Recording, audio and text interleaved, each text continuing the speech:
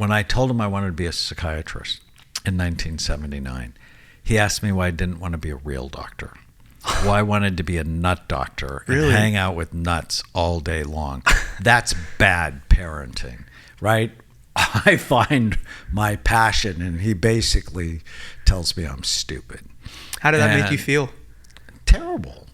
But I had learned earlier that he had no sway over me. I mean, he swayed me feeling bad about the relationship, but because he didn't do two important things, time, actual physical time, and listening. He wasn't a good listener. As soon as you said something, he'd tell you how to think. 1972, I turned 18.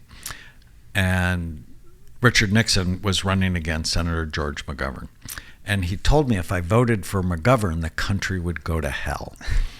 But we had no relationship. So I voted for McGovern, mostly to piss him off. Despite your dad. And then the country went to hell, but it had nothing to do with McGovern. Yeah. Because it was Watergate and all of that. Oh, yeah. Nonsense. So if you want to have influence with your children, time with them. And there's an exercise in the book, my favorite exercise, called Special Time. 20 minutes a day. Do something with them they want to do. And during that time, no commands, no questions, no directions. That really, that part about the 20 minutes really stuck out to me, because I'm in the stage with my 1-year-old where I get up with him in the morning, I feed him breakfast, I'm changing his diaper, I'm doing all these things like for him, but it's not like we're having true like quality time where we're just playing. And then, you know, around dinner time, same thing. I'm feeding him dinner, and we obviously we tag team. Like, Abby's an extremely involved mom. She spends a lot of time with the kids during the day while I'm working, and Abby also works during the day too. But something when you mentioned that in your book, I was like, okay, maybe like what I should do is Griffin loves to just throw toys into our pool.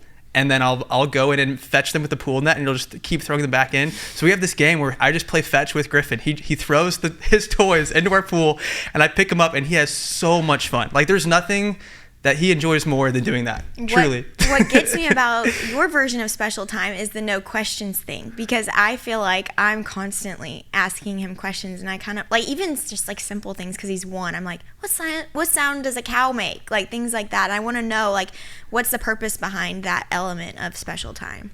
Bonding. Yeah. As opposed to you quizzing him, which is a good thing to do, right? Yeah. I mean, learning is essential, but you want it to be without pressure, without pressure to perform. When he's throwing things in the pool, he's developing his brain. He's developing a part of the brain called the cerebellum, the back bottom part of the brain that's involved in coordination. So it's involved in coordination, physical coordination, but also thought coordination, how quickly you can integrate new things, which is why all the video game addictions for kids is a disaster,